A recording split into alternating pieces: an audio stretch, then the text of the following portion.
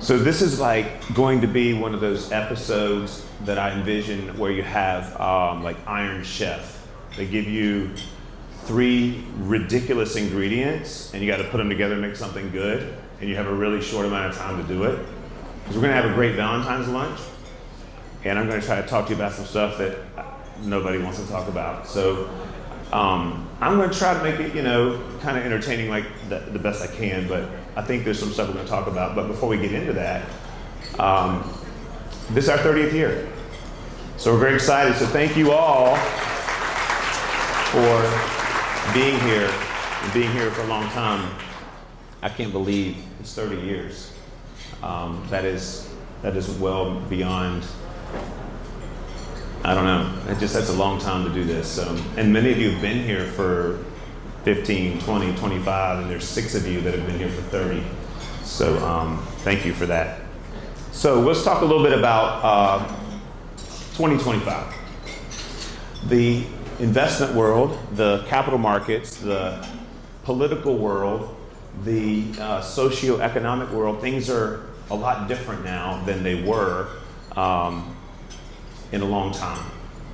And I think that the things that are going to drive the markets and how we do in performance and returns, they're kind of tricky to talk about because some of it's new and we haven't really dealt with some of these things in the past, or at least not to the same degree. So I wanted to take you through a few things, give you a few ideas, but I know nobody wants to talk about this stuff on Valentine's, so I'm going to try to get it done in like 15 or 20 minutes. So here's the keys. There's several drivers that we think are at work with the 2025 markets. The concentration in the market of AI investments. I'll talk about inflation, higher interest rates, nationalization, and the aging boomers, and the rise of the millennials. Real quick, looking at the market, at the end of the year, the S&P 500 finished at 5,882, and it was selling at 21 times earnings. A lot of people think that's pretty high because we had a really big run up the last 2 years. But when you think about the markets and you think about what is high, you have to compare the number that it's selling for to the earnings that those companies are creating. And at the end of the year, and it's pretty close now as well, it's selling about 21 times earnings. And that's similar to the top we saw before COVID. It's a little higher than we had in 2020 at a peak. It's quite a bit higher than we had at the 2007 peak before the financial crisis, but it is not as high as it was in the tech boom in the 2000s. So we're in an elevated place for price to earnings. So it gives us a little concern that maybe things are expensive, but not so much that it's imminent that we're going to have another big drawdown anytime in the near future. But we got to be aware of that value. One of the things we talked about briefly last year is how the markets are getting concentrated in this technology area, investments in artificial intelligence. And that concentration has actually increased even more in the last 12 months. At this point, 38.7% of the S&P 500 are companies that most of their revenue is going to pay for artificial intelligence investing. And so that's a pretty big concentration. If you look at the NASDAQ index, it's 50%. And so of the top 10 companies in the S&P 500, 8 of them, more than 40% of their entire operating cash flow for the year is going into artificial intelligence investments. So it's a pretty serious bet from the world of corporate America. We have to try to process in our mind, well, how long does this bet go for? And where are we at relative to where we're going? There's a little dot in the middle of that little box, in the middle of the little box. That little dot shows how many processes that AI needed to do in the first generation when they created GPT-1. They needed to do 117 million things to get an answer. And then that was GPT-1.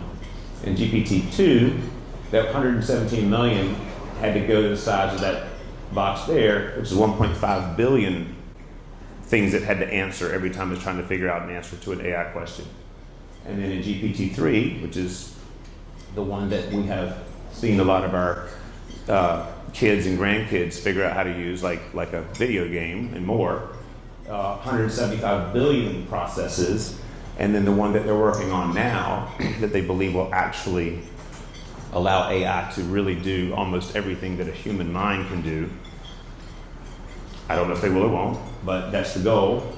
They say it takes 1.76 trillion things to think about to give you an answer. So the investment to create these number of if-thens and what happens if and what's the answer to this question requires not just a computer, but obviously buildings of computers and city blocks of computers and city blocks of computers with 15 stories high of computers and all of it networked together around the world. And so there's a huge amount of infrastructure investment around it.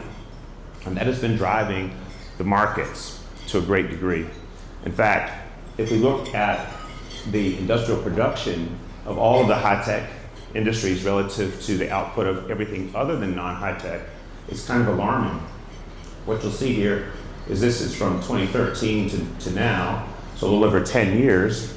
The purple and the dark blue and the light blue, these are your growth in industrial production in the technology areas. Again, much of it around AI.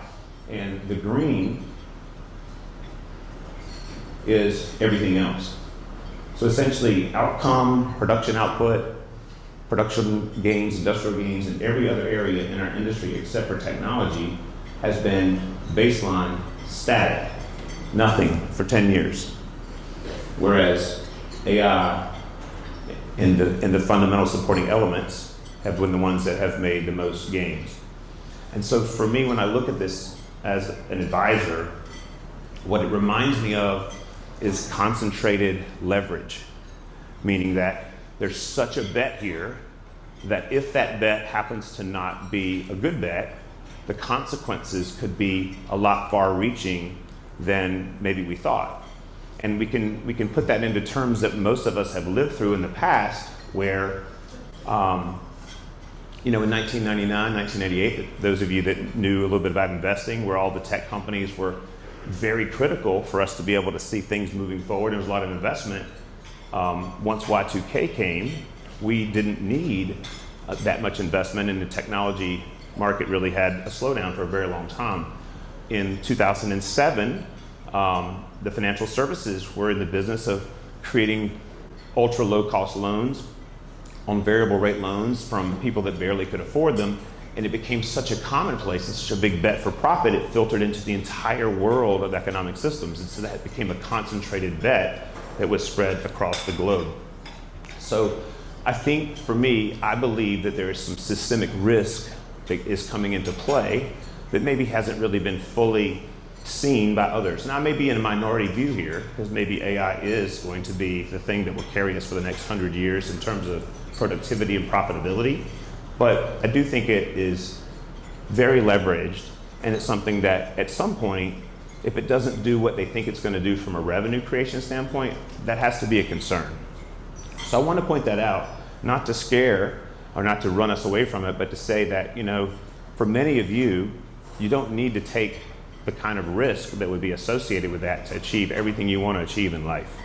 Like, you don't need to make 12, 15% returns to have everything you want to have happen in your future. And so it might not be ideal to be so concentrated in those things. And most of you aren't, but I want you to see that, because it's really crazy when you think about the rest of the industry of all industries, has not had any growth for 10 years. So I did want to point out this little piece that's hiding on the slide, is that the CHIPS Act in 2022 was an act that Congress created that said, hey, we want to bring an incentive to the US for us to manufacture semiconductors and all the things around them here again. And the government basically sponsored money to do that and to support private sector and say, let's have you bring all this chip production home. I think that that is a nationalistic policy, and it has created a ton of growth in the chip space. There's a lot of discussions, and we'll talk about it in a few minutes, around the other things that are happening now that are more nationalistic policies.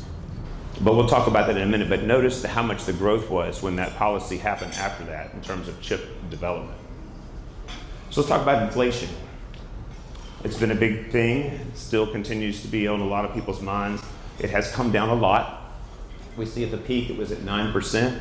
That was pretty dramatic. We've had Fed hikes, we've had a lot of things happen, employment growth.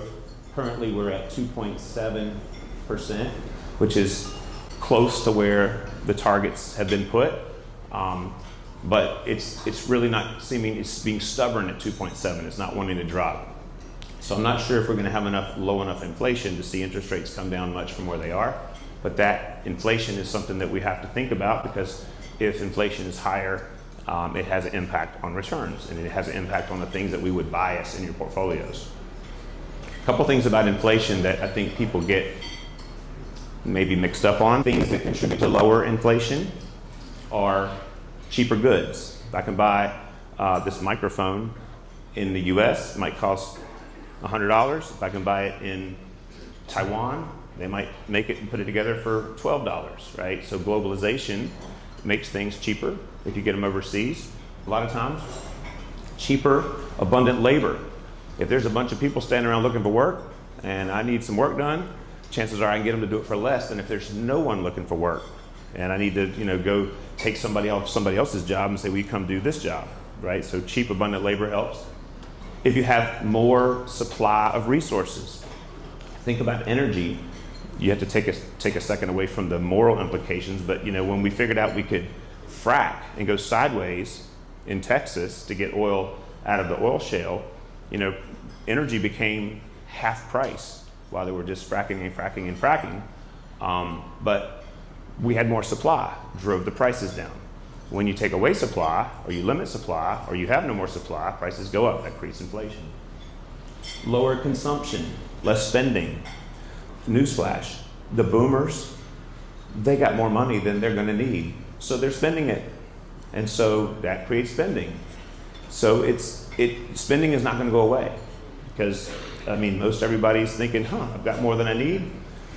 My daughter needs this, my son needs that, we've always wanted to go to here. Like, the spending is part of having 30 million people that are essentially retired, and they did a pretty decent job for most part, and they're saying, we're not gonna live forever, let's spend some money. So spending is if you have less spending, it's lower inflation, higher spending is more inflation. And then borrowing costs.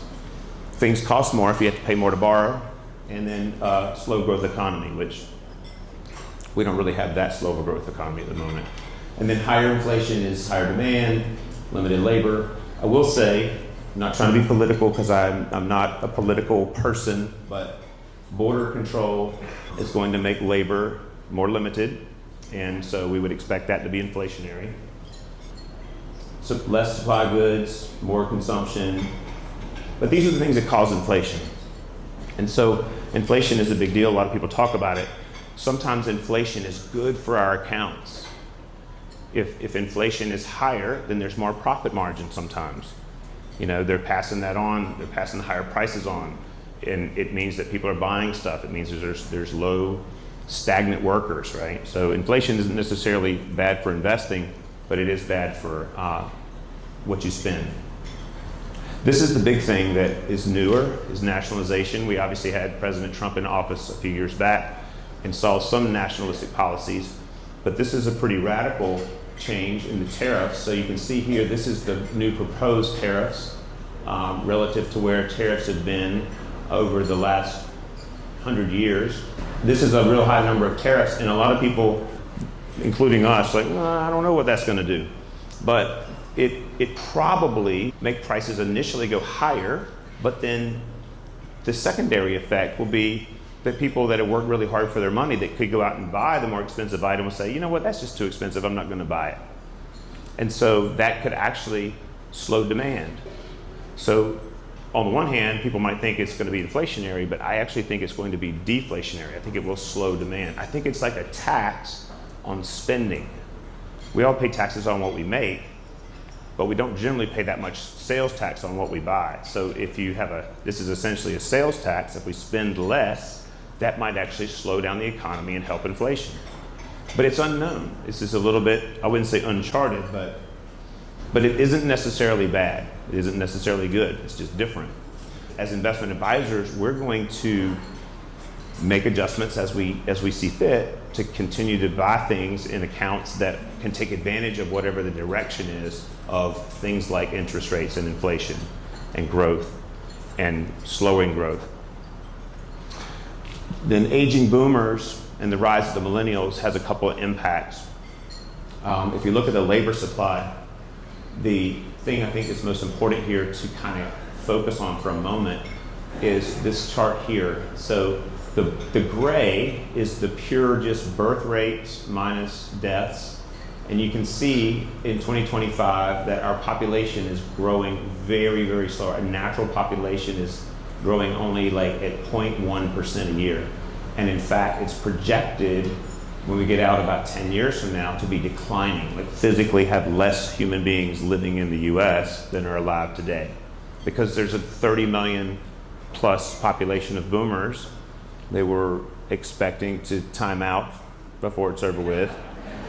And then there's the Gen X's like me, there's not very many of us. And then there's the Gen Y, and then when you get to the millennials, there's another 30 million millennials, right? Which will be a change. But if you don't have any immigration, we actually are a declining population to, a negative growth. And historically, if you look around developed countries in the world, Japan is the only real example that we can see a long-term implication where they were a real rise of economic power, of influence, of growth, of good returns, and then they reached a point in their population where it was declining for 30 years, and it really became difficult for them to be significant economically. And so for us, we have to take in mind that we are now going to have a less population growth, and so if we do not allow as much immigration, which I think is a big thing at the moment, then we have to also think about what that might mean for economic growth. It could be zero if we have a negative population, if there's less people to buy food and goods and services and buy a new car and a new minivan and take a trip, then we would expect that to impact growth. So going forward, that's not a short-term thing, but that's something we have to think about, like what's the upside if we take risks to own growth items, growth stocks, growth companies. It might not be as fruitful if the economy isn't growing as it has been for the last 30, 40, 50 years. Inflation, interest rates, last little bit here. So this is what people think happens when rates go up, inflation goes down, so on and so forth. This is what the general path is. They say, okay, if we have lower inflation, then they'll lower rates. And if they lower rates, we can go buy more, right?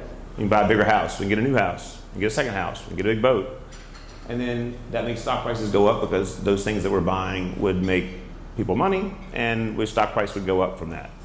And then you could also say, well, if inflation is higher, then we'll have higher rates. So we'll have to raise rates to fight inflation, which means we'll spend less, in theory, and then that would make stock prices go down. So there's been this real relationship that we've kind of observed in the last 2 years, that when the markets think inflation readings are going up, then the market sells off, and if they think they're going down, the market goes up. I'm sure most of you, well, maybe not, you might just say, Lynn, you guys just deal with it, but if you're paying attention, you will have seen this happen, right? But this isn't really how it works. An actual, more accurate model would be more like this. So lower inflation would actually create lower rates. And yes, the market does like that because it's anticipating we're going to spend more. But the more spending that comes from higher stock market values then makes higher inflation. Because remember, spending is inflationary. And so as soon as we have prices go up, people spend more, that makes higher inflation, and then they have to raise rates. And then because they raise rates, the stock market goes down. And then the stock market goes down, people spend less because they feel like they have less to spend. When they spend less, it's a circle. It's a circle. Right? It's not like it's going to go one way and stay one way. It's a circle. And so as we're going through this circle, if we're looking at buying investments, we want to buy things that are moving in a particular direction and own a little bit more when they're going the direction we wanted to go. And when things are going to go in the other direction, we might have a little less, because it's not going to stay the same. So that's part of what we try to do. So here's a couple takeaways, and I'll let you get back to your lovely lunch, because I know this. I'm amazed you're all still like looking up here, which is great. This is great. So here's some things I think are worth doing in this year. All right. One, enjoy the higher rates. I mean, every one of us are getting more interest on anything, bonds, money market, fixed income, structured notes, all these rates, they're so much higher than they've been for 25 years. Don't be like, oh, I'm getting 5.5%. That's great, okay? Because think 3 years ago, 2.5% was great. And the year before that, 1.5% was great. So we're getting good rates on anything that's paying interest. I think older, less risk-oriented clients just need to consider owning less stocks for now, because there's a little bit of systemic risk that's entered into the markets. And second, if we have an aging population that's going to go negative for the next 10, 15 years, the upside for growth isn't what it was when we had an increasing population, an increasing segment of our society that's going into peak earning years. That's not what we're looking at. So maybe, unless you're really got a long-term view and you really can stomach the ups and downs, maybe own a little less stocks for the next bit of time. We are looking at, during this year, rotating. We took a pretty big bet in these top high-flying companies, and it's paid off. We had a good 2 years, but we're going to be rotating away from some of that. Not going to get rid of it completely because it's part of being in an index and tracking with the markets, but we're going to rotate into some out-of-favor sectors. And so things like securitized credit, mid-cap companies, some industrial, some energy, those are some things we're going to try to pick up, because we think that the dividend and the consistency of those will help stabilize portfolios if we do get a disruption with some of those mega caps. And then lastly, just want to encourage everybody to not take too big a bet into the mega cap AI space. It's such leverage that it can hurt. So that is what we're looking on for this year, and hopefully that makes sense. And I felt like we only get to see you every now and then, because guys don't come out unless we give you something awesome like Valentine's, so we'll share that with you. And enjoy lunch. That's all I got.